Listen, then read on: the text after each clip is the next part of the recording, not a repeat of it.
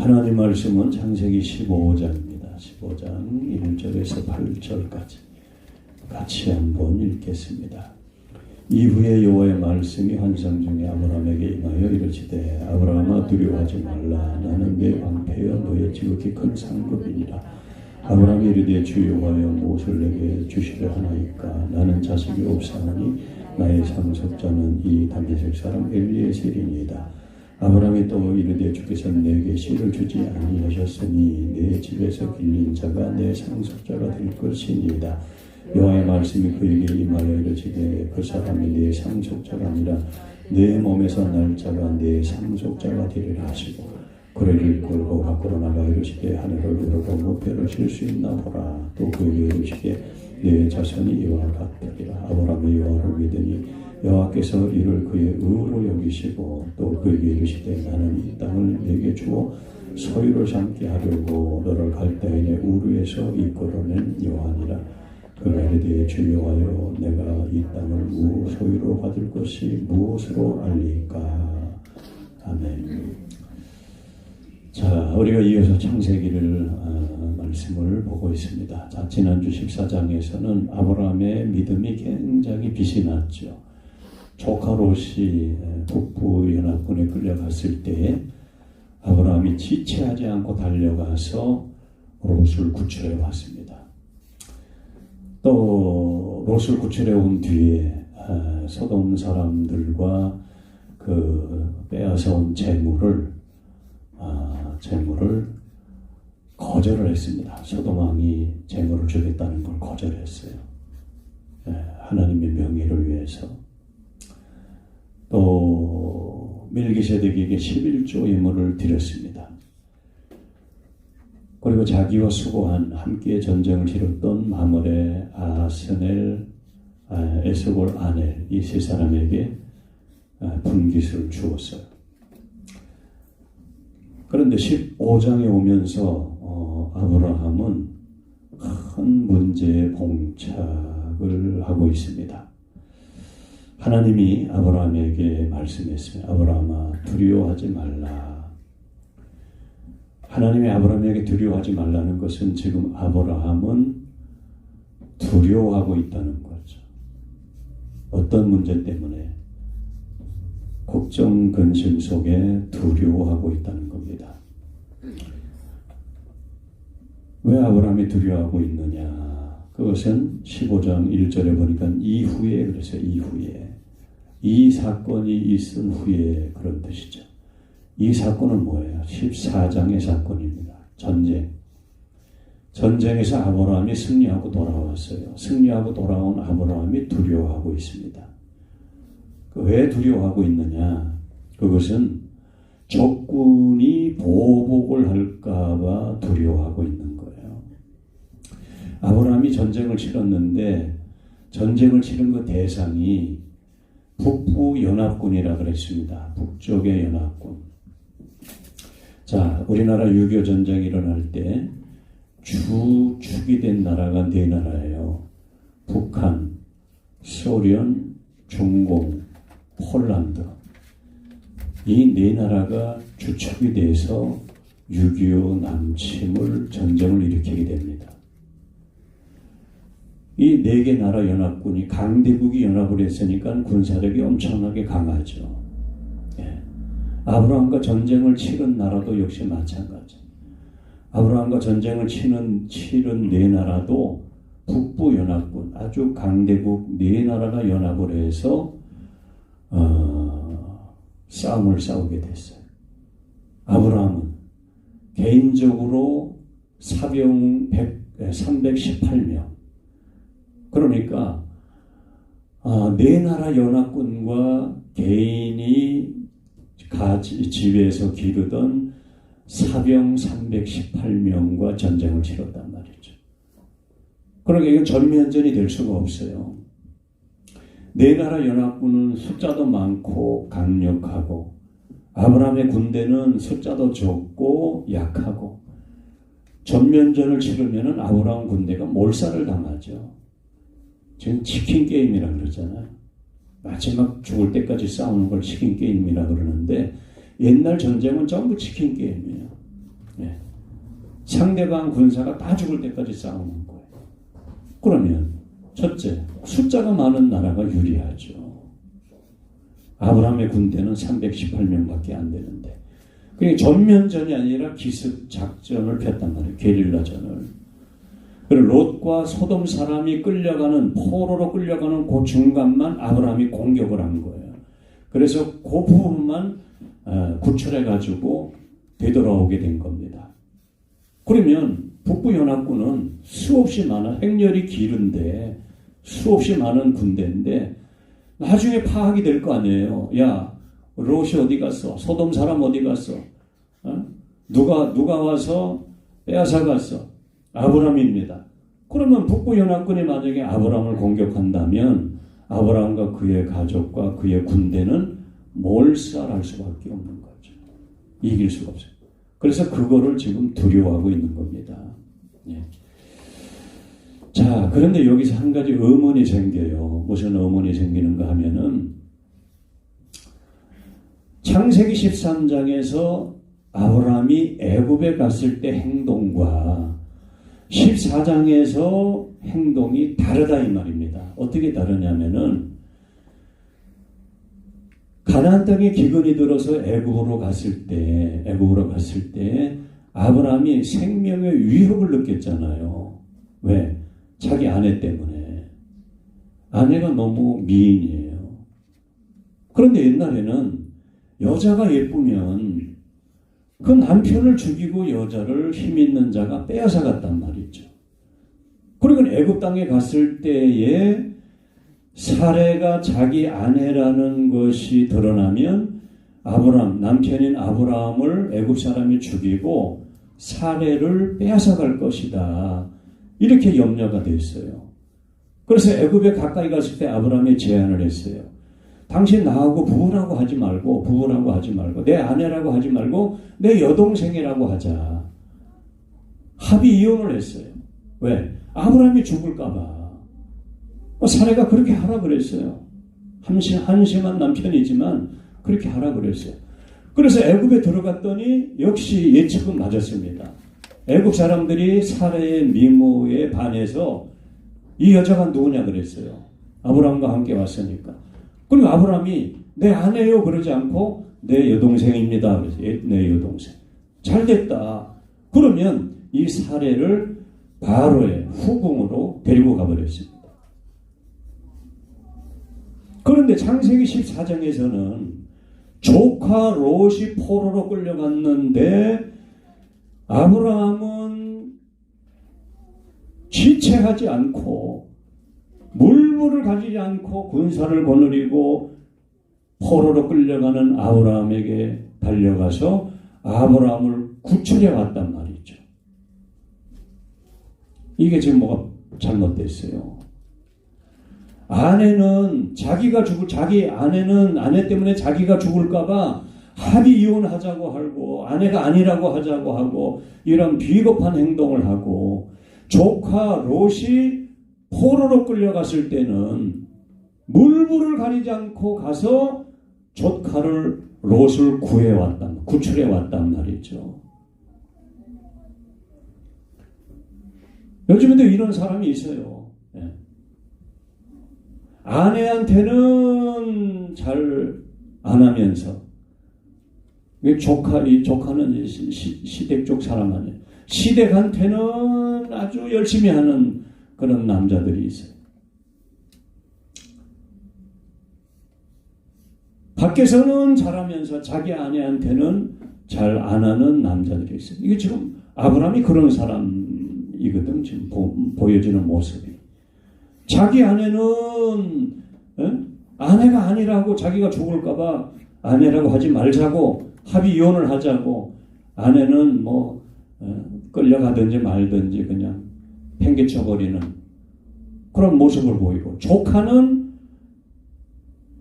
자기 목숨이 달려있음에도 불구하고 달려가서 조카를 구출해오는 이런 모습을 보이고 있단 말이죠. 아브라함이 왜 이렇게 행동을 하느냐 그것을 우리가 이해를 해야 되겠죠. 이 사람은 정상적인 사람이 아니잖아요. 아브라함이라는 사람. 자기 아내는 헌시상처럼 내버리고 조카는 가서 목숨을 걸고 가서 구출해 오고, 이게 뭔가 잘못됐다. 왜 그랬는가? 그 당시에 그 배경을 보면은 옛날 사람들은 장손을 귀하게 여겼어요. 장손, 큰아들을 귀하게 여겼어요. 왜 큰아들을 귀하게 여겼는가 하면은 아들이 자식이 없이 나이가 들어서 늙고 병들게 되면은 늙고 병들은 그 사람을 아무도 돌볼 사람이 없어요. 지금은 연금도 있고, 국민연금도 있고, 노령연금도 있고, 보험도 있고, 적금도 있고, 요양원도 있고, 자식이 없어도 노후를 보낼 수 있는 수단이 많아요. 그러니까 지금 자식을 의지하지 않죠. 예.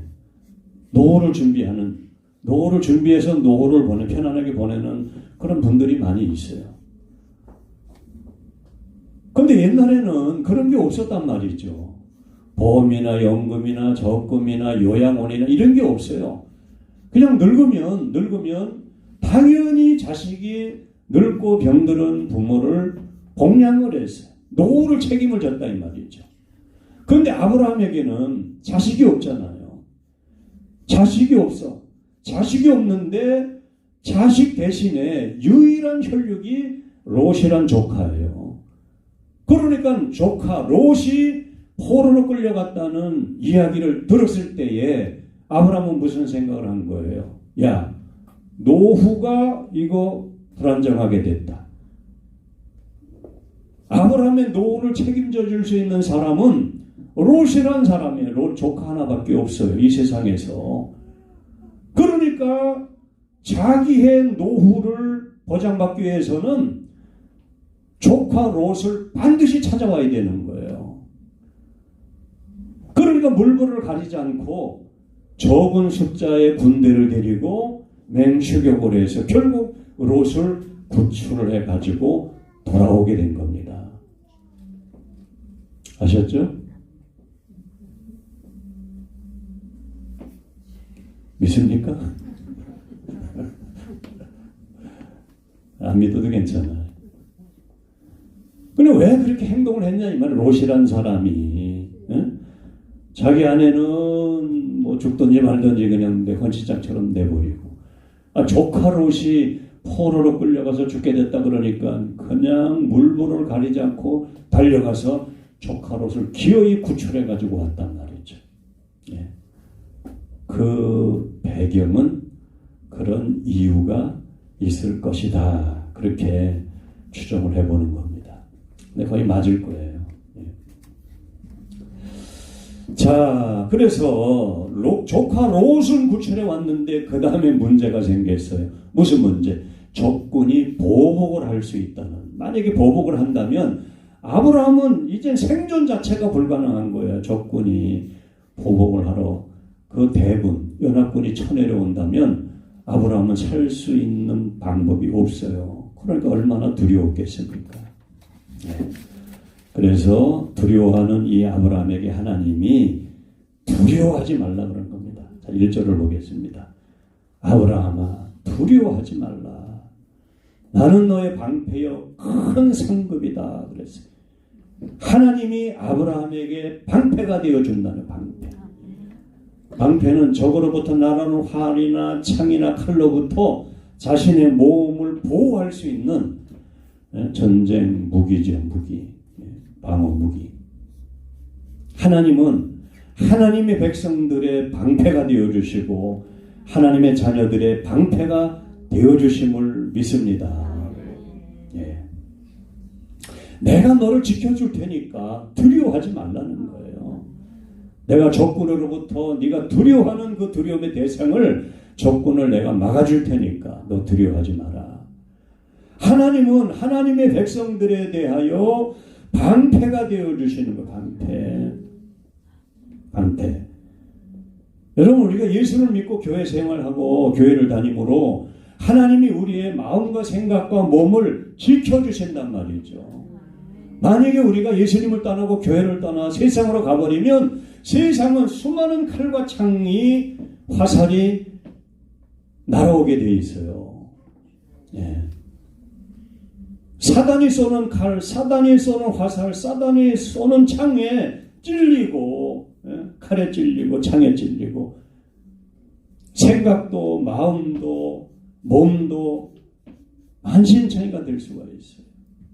그러니까 예수를 믿고 교회 다니는 것이 얼마나 큰 축복인지 몰라요, 여러분. 네. 왜 하나님이 우리를 사단으로부터 지켜주고 죄로부터 지켜주니까, 재앙으로부터 지켜주니까 우리가 하나님 안에서 그러한 안전한 생활을 할 수 있단 말이죠.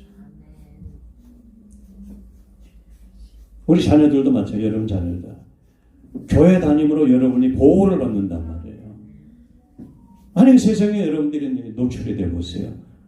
하나님이 없는 생활을 해보세요. 술서부터 담배서부터 뭐 마약, 도박, 게임으로부터 수많은 사단이 그 사람을 공격을 해버린다. 막을 길이 없어요. 여러분 예수 잘 믿기를 축원합니다. 교회 잘 다녀야 돼요. 그래 내 마음도 보호가 되고 내 육체도 보호가 되는.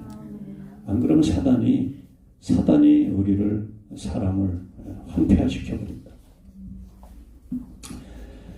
자, 나는 너의 방패여 너의 지극히 큰 상급이다.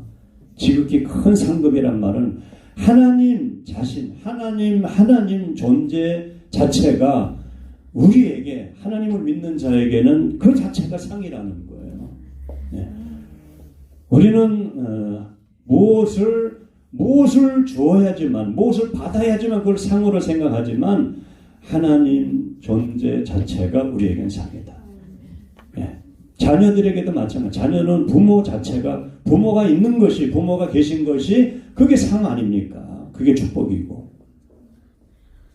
마찬가지로 하나님은 존재 자체로서 하나님을 믿는 자들에게 하나님은 상급이라는 거예요. 예. 그러니까 2절에서 아브라함이 분명스럽게 반항을 했습니다. 2절을 보겠습니다. 아브라함이 이르되 주여하여 무엇을 내게 주시려 하나이까? 나는 자식이 없사오니 나의 상속자는 이 다메섹 사람 엘리에셀이니이다. 아브라함이 하나님이 하시는 말씀인데 내가 너의 방패가 되고 너의 큰 상급이다. 그랬더니 아브라함이 하나님이 하시는 말씀에 대해서 퉁명스럽게 반문을 했어요. 하나님은 맨날 뭐 준다고 하면서 하나도 안 줬지 않습니까? 그럼 나는 지금 자식도 하나 없지 않습니까?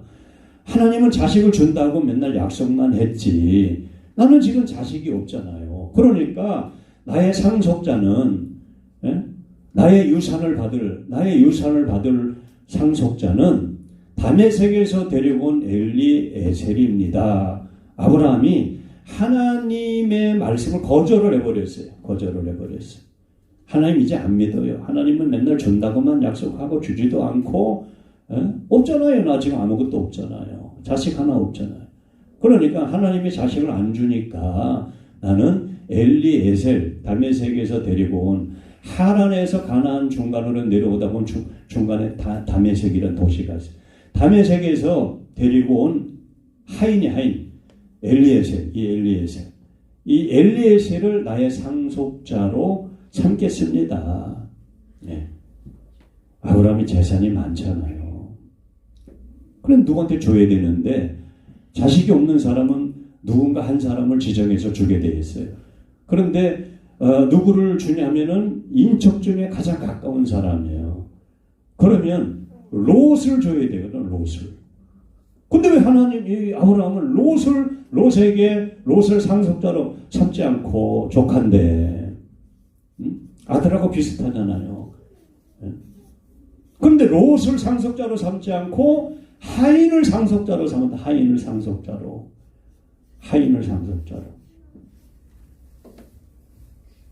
왜 그랬을까? 아니 집안을 줘야 집안 사람을 상속을 줘야지. 왜 종이면서 하인인 사람을 상속자로 주었냐 이 말이죠. 예, 성경 더 읽어보면은 롯은 아브라함이 구출해 오자마자 어디로 갔냐면은 소돔으로 가버렸어요. 소돔 도시로. 소돔에서 혼났잖아요. 지금 소돔에 가 살다가. 소돔은 하나님 보시기에 악하고 큰 죄인들이었더라. 하나님이 그 소돔성은, 그 소돔성 사람들은 타락한 사람들이라, 성적으로 타락하고 문란한 사람들이고 하나님의 심판의 대상인 사람들이잖아요. 그러면 거기서 전쟁이 일어나서 포로가 돼가지고 죽을 뻔했으면, 포로로 끌려가서 인생을 망칠 뻔했으면 다시는 소돔을 가지 말아야죠. 그런데 또 소돔을 또 가고 있어요. 이 사람은 구제불능이야. 그러니까 우리는 한번 회개한 것은 완전히 버릴 줄 알아야 돼요.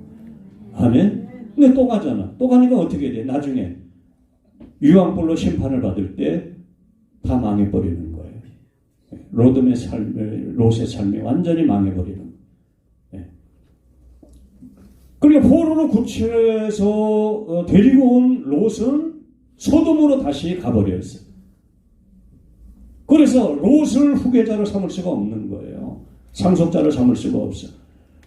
할 수 없이 아브라함이 생각한 것이 누구냐 하면은 집안의 종들 중에, 하인 중에 한 사람을 정했다고. 그 사람이 누구냐? 엘리에셀인데 왜 이 사람을 정했느냐?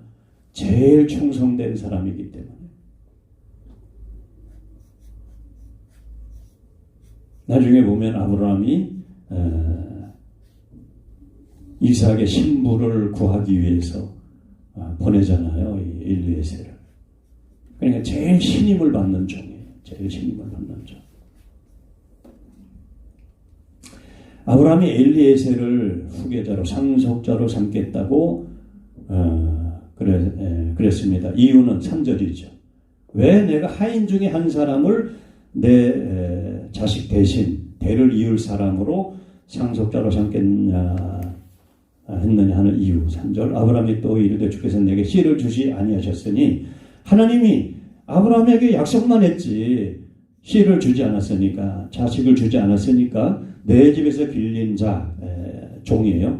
하인 중에 하나인 엘리에셀을 내 상속자로 삼겠습니다 하고, 아브라함이 아예 그냥 도장을 땅 찍었어요. 내 상속자는 엘리에셀입니다.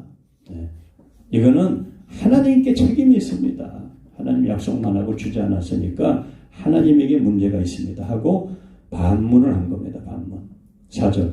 여호와의 말씀이 그에게 임하여 이르시되 그 사람이 네 상속자가 아니라 내 몸에서 날 자가 내 상속자가 되리라 하시고, 네 몸에서 난다는 거예요. 내 몸에서 아들이 태어난다는 거예요. 그를 이끌고 밖으로 나가 이르시되 하늘을 오르러 무뼈를 잴 수 있나 보라. 또 그에게 이르시되 내 자손이 여호와가 되리라. 아브라함이 여호와를 믿으니 여호와께서 그를 의로 여기시고. 아브라함에게 하나님이, 야, 엘리에셀은 상속자가 아니야. 내 상속자가 아니야. 내 상속자는 네 몸에서 태어날 아들이야. 아들. 네 몸에서 태어날 아들이야. 그리고 밖으로 데리고 나갔어요. 그때가 밤인가 봐요. 하늘을 쳐다봐라. 하늘에. 은하수의 별이 하늘에 가득 찼습니다. 내 자손을 저 별처럼 많게 할 것이다. 그랬더니 아브라함이 그 하나님의 약속을 믿었어요. 하나님의 약속을 믿었어. 내 몸에서 아들이 태어날 것이고 내 자손이 하늘의 별처럼 많게 될 것이다. 하나님이 하신 말씀을 조금 전에는 안 믿었거든. 조금 전에는 하나님 이제 안 믿어요. 뭐 아들도 안 주고 말로만 하시고 이제 하나님 믿을 수가 없습니다. 내 상속자는 엘리에셀입니다. 이랬던 아브라함이 하나님의 약속의 말씀을 듣고 하나님을 믿었어요. 믿었더니 그의 믿음을 의로 여기셨다. 이렇게 되어 있어요. 이것이 이신칭의라는 이신칭의의 교리가 되는 말씀입니다. 이신이란 말은 믿음으로, 이 한문이에요. 믿음으로 의롭다함을 일컫는다. 믿음으로 의롭게 된다. 의롭게 된다는 것은 구원을 받았다. 하나님의 자녀가 됐다. 천국 백성이 됐다. 죄 용서를 받았다. 영생을 얻었다. 이런 뜻이에요. 의로워졌다는 것은 옳다. 죄 용서를 받았다. 영생을 얻었다. 하나님의 자녀가 됐다. 하나님의 백성이 됐다. 천국을 얻었다. 다 이런 뜻이에요. 예. 그것이 구원을 받았다는 모든 의미가 구원을 받았다는 말에 속하는 거예요. 구원받았다. 어렵게 됐다. 죄상을 받았다. 영생을 받았다. 자녀가 됐다. 하나님의 백성이 됐다. 천국 백성이 됐다. 다 같은 의미예요. 예. 자, 믿음으로 의롭게 됐다. 믿음으로 구원을 받게 됐다. 이런 뜻이에요. 예. 하나님이 그의 믿음을 의로 여기셨다는 것은 아브라함의 믿음을 통하여 그를 구원했다. 그를 하나님의 자녀로, 하나님의 백성으로, 영생의 자녀로 삼았다. 이런 뜻이란 말이죠. 그럼 아브라함이 하나님을 믿은 것이 이때뿐이냐? 아니죠. 창세기 11장서부터 하나님을 믿었단 말이죠. 자기는 갈대 우르에서 아버지와 함께 우상을 만드는 지곡을 가지고 살았는데 오늘 하나님이 갑자기 찾아오셔서 하나님의 영광을 보여주셨어요. 야, 내가 인도하는 곳으로 따라와. 그래서 고향을 떠났어요. 고향을 떠날 때는 하나님을 믿으니까 고향을 떠나죠. 영광의 하나님을 보았으니까. 하란에 와서 더 이상 아버지 때문에 더 이상 가지 못했을 때 너는 포도치적 아비 집을 떠나라. 떠났어요. 하나님을 믿고. 그리고 가나안 땅까지 왔어요. 가나안 땅까지 오면서 전부 하나님이 한 걸음 한 걸음 인도하셨어요. 야, 네가 갈 곳은 가나안이야. 이사 갈 곳은 가나안이야. 가나안에 가서 짐 풀어. 이런 게 아니라 안 가르쳐줬어요. 목적지를. 한 걸음 한 걸음 하나님이 지시할 땅으로 갔단 말이죠. 그러니까 이전에도 아브라함이 하나님을 믿었는데 그때는 어렵다고 말씀하시지 않고 창세기 15장에서 네 몸에서 날 씨가 네 상속자가 될 것이고 네 자손이 하늘의 별과 같이 많게 될 것이다. 그 말씀을 믿었을 때에 의롭다고 하나님이 인정을 해주었다. 예.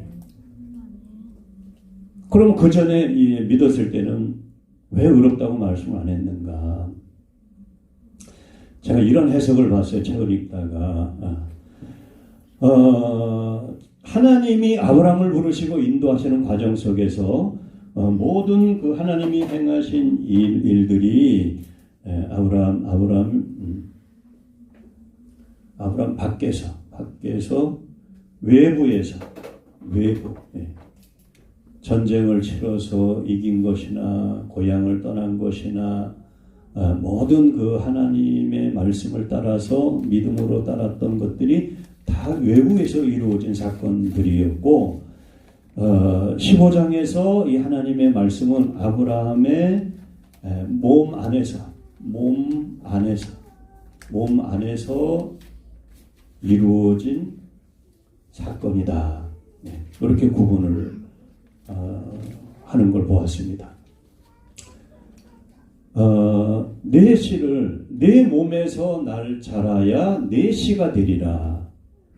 아브라함의 몸을 통해서 몸 안에서 씨가 지금 아브라함은 자식을 낳지 못하는 상황이거든. 자식을 낳을 수 없는 상황이에요. 나이도 늙고. 그런데 그 몸 안에서 씨를 주겠다고 하나님이 약속을 했어요. 그러므로 아브라함이 그 하나님의 약속을 믿음으로 의롭게 됐다. 이것은 우리가 하나님을 믿으면서 경험하는 경험이 우리의 외부에서 이루어지는 사건들, 축복들이 있어요. 건강이라든지 또 재물이라든지 또 신분이라든지 또 직장이라든지 또 자녀라든지 뭐 등등 이런 것들이 우리가 하나님을 믿어서 이런 복을 받았다. 이런 것들은 전부 우리 밖에서 이루어지는 것들이잖아요. 그런데 우리 안에서 이루어진 것들이 있다. 우리 안에서 우리 안에서 이루어진, 아브라함 몸 안에서 이루어진 것. 아브라함의 씨를 통해서 내 몸에서 날 자라야 내 씨가 되리라. 이것은 아브라함 몸 안에서 이루어지는 하나님의 축복이란 말이죠.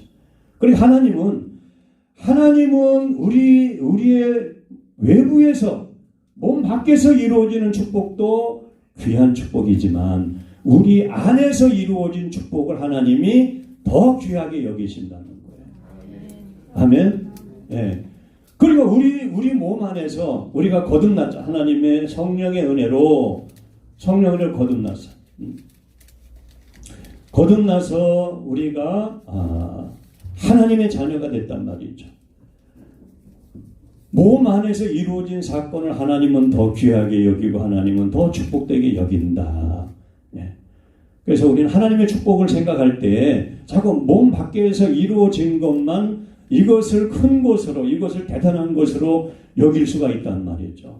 그런데 하나님은 우리 몸 안에서 이루어진 내 영혼을 거듭나게 하고 나를 하나님의 자녀로 삼아주시고 죄 용서함을 주시고 영생을 주신 내 안에서 이루어진 그 하나님의 축복을 하나님은 더 귀하게 여기신단 말이에요.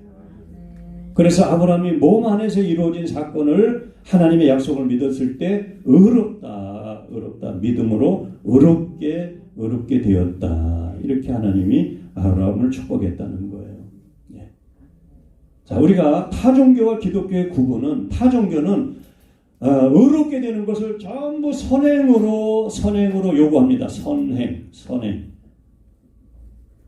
또는 수행 또는 고행. 자신의 몸을 괴롭게 해서 괴롭게 함으로 자신의 몸을 의로워지려고 하는.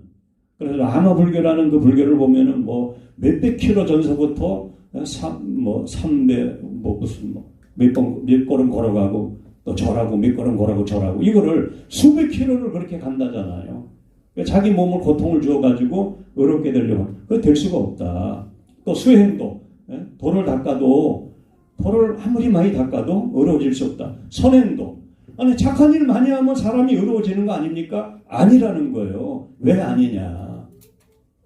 착한 일 많이 하는데 선행을 아무리 많이 해도 의로워질 수 없는 이유가 뭐냐면은 의로워질 수 없는 이유가 뭐냐면은 사람은 인간이란 존재는 존재 자체가 태생 자체가 선악과를 먹음으로 타락이 되어 있단 말이에요. 우리는 죄로 오염이 되어 있어요. 죄로 오염이 되어 있기 때문에 죄가 우리 속에서 나온단 말이죠. 죄를 배우는 게 아니에요. 배우는 것도 있지만 죄가 우리 몸속에 있는 죄가 튀어나오는 거예요. 드러나는 거예요.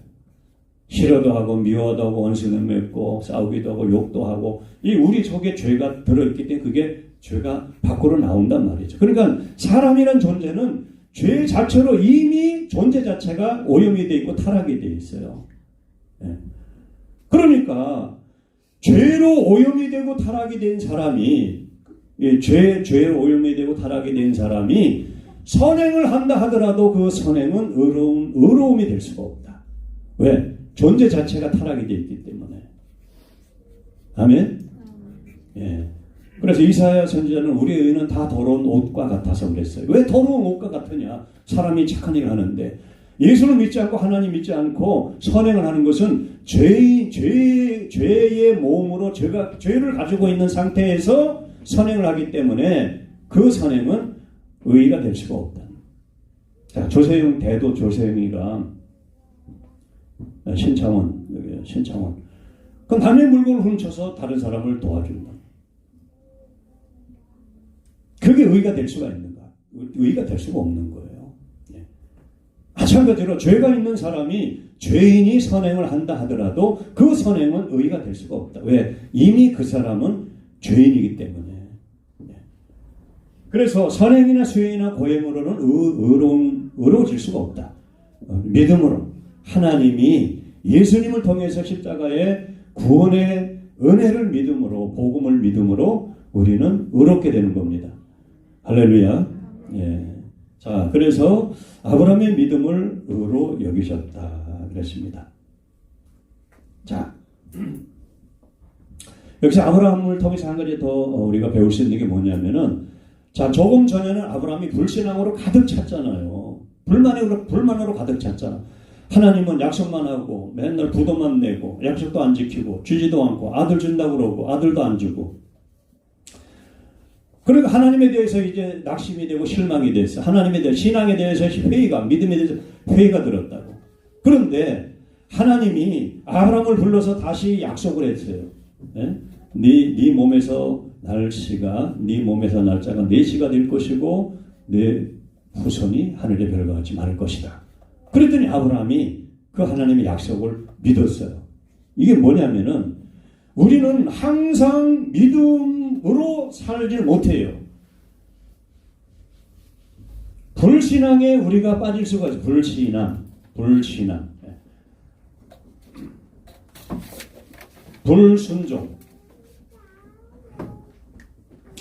믿음으로 살다가도 어떤 때는 내 마음에 들지 않아서, 내 계획에 맞지 않아서, 내 생각에 맞지 않아서 하나님에 대해서 불만이 생기고 불평이 생기고 불신앙을 갖게 되고 불순종을 하게 된단 말이죠.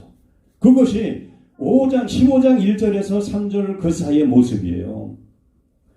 그렇지만 하나님이 말씀하셨을 때, 하나님이 말씀을 하셨을 때 아브라함은 즉시 신앙과 순종으로 믿음으로 자기의 영적인 상태를 바꿔줬어요. 아브라함의 훌륭한 부분이 이거예요. 누구나 예수님을 내가 잘 믿어야지 하다가도 어느 순간에 가서 잘 안 믿어지고 또 불순종하게 되고 불신앙을 갖게 되는 그런 경우가 간혹 있어요. 자주 있으면 안 되죠. 간혹 있어. 나 이제 교회 안 다녀. 나 이제 하나님 말씀대로 안 살아. 이런 생각을 가졌다가도 하나님의 뜻을 보여주시면, 하나님의 음성을 들으면, 하나님의 말씀을 들으면, 내 생각이 잘못됐지. 하나님의 말씀대로 살아야지 하고 즉시 바꿨다 이 말이에요. 우리 성도들은 어떻게 하는 줄 알아요? 끝까지가 불순종과 불신앙을. 그러니까 안 되는 거예요. 그러니까 하나님 앞에 바로 믿음으로 못 서는 거예요. 야, 그거 잘못됐어. 그거 아니야. 이거야. 그러면 아브라함은 잘못된 자기의 생각을 즉시 버리고 하나님의 말씀을 따랐다 이 말이죠. 그래서 믿음의 조상이 되는 거예요. 아브라함이 한 번도 실수 안 하고 맨날 365일 하나님 순종하고 믿고 그래서 믿음의 조상이 된 거 아니라 아브라함도 우리하고 똑같아. 자기 마음에 안 들면 안 믿으려고 그래. 그런데 하나님이 그게 아니고 하나님의 음성을 들려주면 자기 생각을 버리고 하나님의 말씀을 즉시 따랐다 이 말이죠. 믿습니까? 그런 신앙생활을 해야 되는 거예요. 자기 잘못된 고집을 계속 피우는 거는 그건 잘못된 거죠. 그건 신앙이 아니죠. 여러분 자녀들도 마찬가지예요.